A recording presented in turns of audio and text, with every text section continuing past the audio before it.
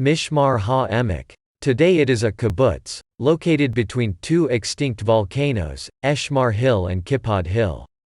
In the past the area was inhabited in several places.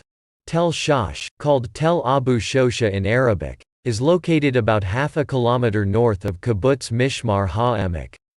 The place has been inhabited throughout most of history, from the Bronze Age to the time of the Canaanites.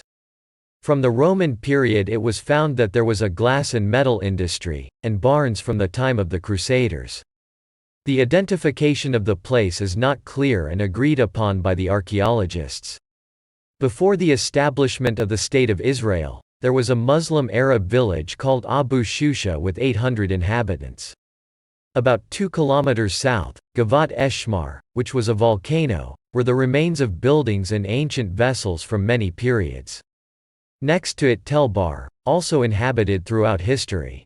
Before the establishment of the state, in their vicinity was a block of 3 small Arab settlements, called in general Al-Ubiyat, including the villages of Al-Ubiya al-Foka, Al-Ubiya al-Tada, and Al-Ananaya. In 1926, the founders of the Hashomer Hatzair movement who immigrated from Poland settled on the lands of the Jewish National Fund. This was the first renewed Jewish settlement in the area. In 1929, on the old road between Haifa and Jenin, Road 66 was paved on the occasion of Rockefeller's visit to Megiddo. In the same year the kibbutz was attacked by Arab rioters. The British asked the settlers to leave in order to save their lives and promised to keep their property. After the Jews evacuated, the Arabs entered, looted, burned and destroyed the settlement. The settlers returned and with great vigor rebuilt. 2 years later, they established Shamria, which was the first educational institution of the Hashomer Hatzair movement. In the riots that began in 1936, the kibbutz was attacked many times by the Arabs. The place was a training base for the Palmach and also for the British Army. During the War of Independence, the Arab Salvation Army, led by Kaukji himself, with large forces, and with the help of the Arab villages went on the offensive. In order to conquer a Jewish settlement and control the road to Haifa. Jewish fighters came from several units to defend the kibbutz.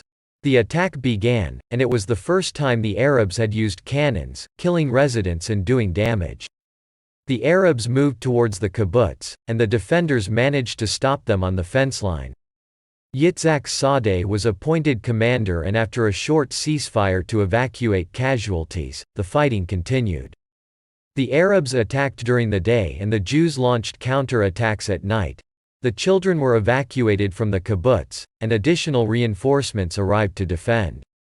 Many battles over the outposts and villages lasted 10 days.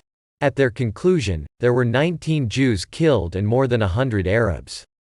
The villages were abandoned and their houses blown up. It was the first time in the War of Independence that Arab villages were occupied. 8 months later, the kibbutz was bombed by the Iraqi Air Force, which mistakenly thought it was Ramat David Airport. 3 children and an adult were killed. Later, kibbutz Mishmar HaEmek grew and in 2010, antiquities from various periods were found within the kibbutz.